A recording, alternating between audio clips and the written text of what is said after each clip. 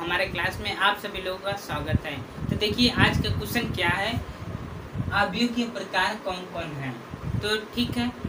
तो इसमें क्या है कि इसके प्रकार के बारे में आज जानेंगे, क्योंकि ये जिसे हम लोग जब भी सवाल लगाते हैं या तो क्या होता है कि उसमें अवयव के अलग अलग नाम दे देता है, तो हम नहीं जान पाते हैं। ठीक है, तो हम नहीं जान पाते हैं तो और सवाल लगाने में हमको कठिनाई होती है।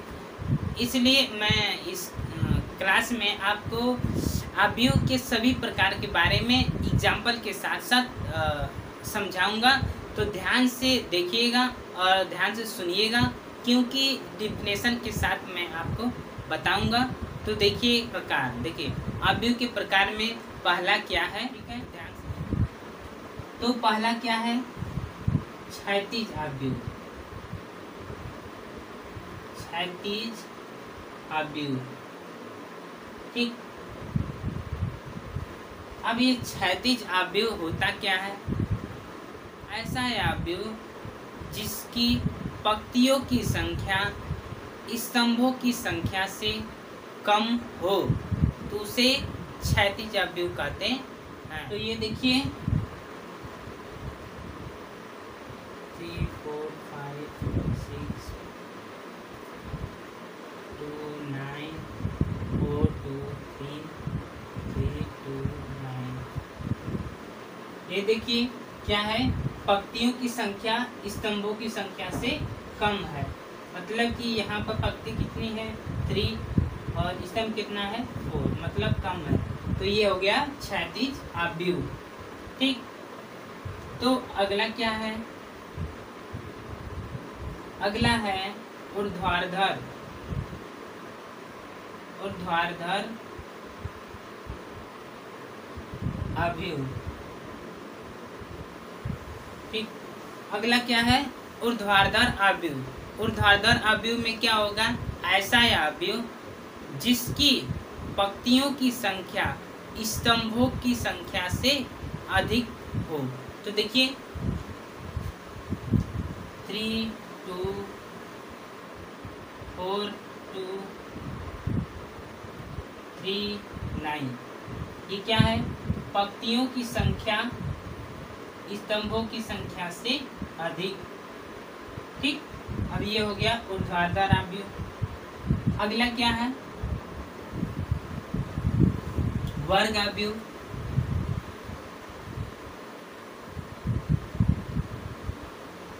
अगला क्या है, वर्ग अवयव। तो वर्ग अवयव क्या है, ऐसा है अवयव जिसकी पंक्तियों की संख्या और स्तंभों की संख्या समान हो, तो वो क्या है, वर्ग अवयव है। तो देखिए यहाँ पर वर्ग अवयव 2 5 3 6, ठीक। ये क्या है, वर्ग अवयव, ठीक। अब अगला देखिए क्या है, पंक्ति अवयव, ठीक। पंक्ति अवयव, पंक्ति अवयव का दूसरा नाम क्या है, पंक्ति सदिश। ये नहीं कि कहीं पे दे दिया कि पंक्ति सदिश और कहीं दे दिया कि पंक्ति अवयव, तो आप कंफ्यूजन हो जाए कि ये वो होता है, ये नहीं है वो होता है। ये ऐसा ना करिएगा, ठीक है। तो क्या है, पंक्ति अवयव को ही पंक्ति सदिश भी बोलते हैं।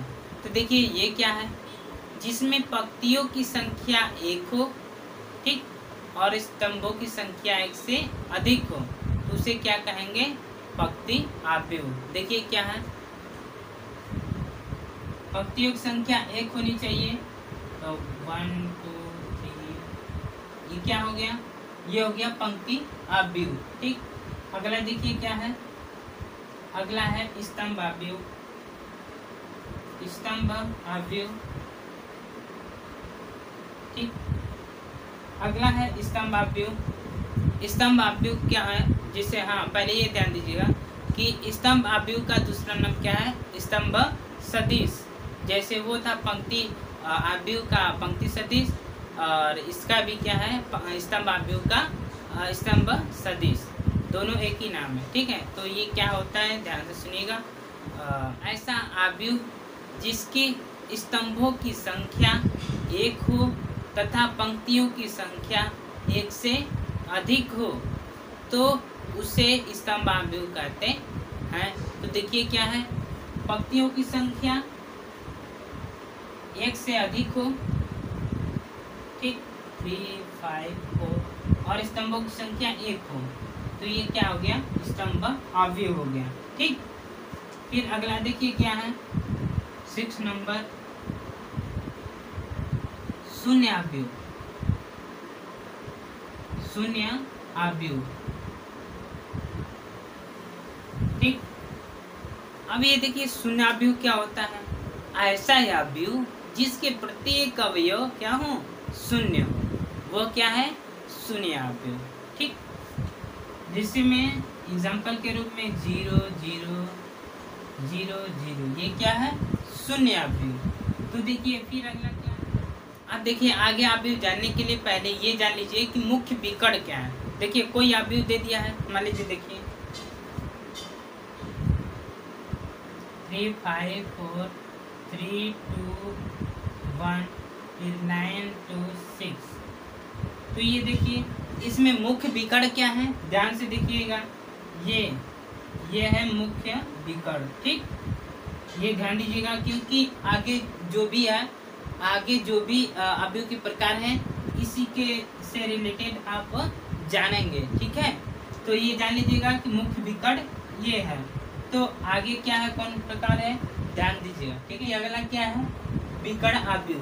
विकर्ण अवयव क्या है, ध्यान से सुनिएगा, ऐसा है अवयव जिसमें मुख्य विकर्ण के अलावा सभी अवयव शून्य हो, विकर्ण अवयव कहलाता है। तो देखिए क्या है, मुख्य विकर्ण के अलावा सभी अवयव क्या हो, शून्य हो, ठीक। ये देखिए मुख्य विकर्ण के अलावा सभी अवयव शून्य हैं, तो ये क्या है, विकर्ण अवयव है। अगला क्या है, अदिश अवयव, ठीक। ऐसा अवयव जिसके मुख्य विकर्ण के प्रत्येक अवयव समान हो उसे अदिश अवयव कहते हैं। तो देखिए क्या है, मुख्य विकर्ण क्या हो, समान हो, तो ये 2, 2, 2, ये हो गया 0, 0, 0, 0, 0, 0। ये क्या है, देखिए मुख्य विकर्ण क्या है, समान है, तो इसलिए क्या है, ये अदिश अवयव है। तो देखिए अगला क्या है, अगला है ऊपरी त्रिभुजीय अवयव, ठीक। ऊपरी त्रिभुजीय अवयव, देखिए ऊपरी त्रिभुजीय अवयव क्या है, तो देखिए ऐसा वर्ग अवयव जिसके मुख्य विकर्ण के नीचे के सभी अवयव शून्य हो उसे क्या कहते हैं, उसे ऊपरी त्रिभुजीय अवयव कहते हैं। तो देखिए क्या है, ये देखिए जिसे मुख्य विकर्ण के नीचे का अवयव शून्य हो, जैसे 5, 4, और ये क्या है, ये सभी शून्य हैं, ठीक। तो ये क्या है, ये एक ऊपरी त्रिभुजीय अवयव है। तो देखिए अगला क्या है, निम्न त्रिभुजीय अवयव, ठीक। ऐसा अवयव जिसके मुख्य विकर्ण के ऊपर के सभी अवयव शून्य हो तो उसे निम्न त्रिभुजीय अवयव कहते हैं। तो देखिए क्या है, मुख्य विकर्ण के ऊपर के सभी अवयव, जैसे 4, 3, 2, सभी अवयव क्या हो, शून्य हो। देखिए ऊपर के मुख्य विकर्ण के ऊपर के सभी अवयव शून्य है, तो इसलिए क्या है, निम्न त्रिभुजीय अवयव, ठीक।